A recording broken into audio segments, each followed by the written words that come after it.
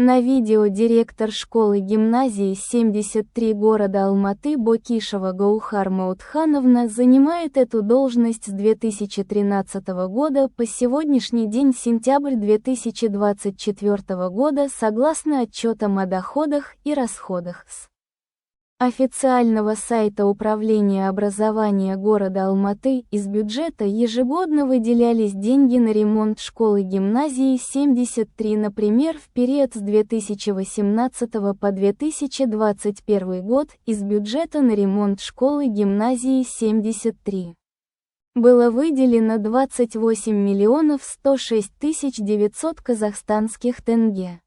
Но с периода с 2013 по сентябрь 2024 года здание школы не ремонтировалось.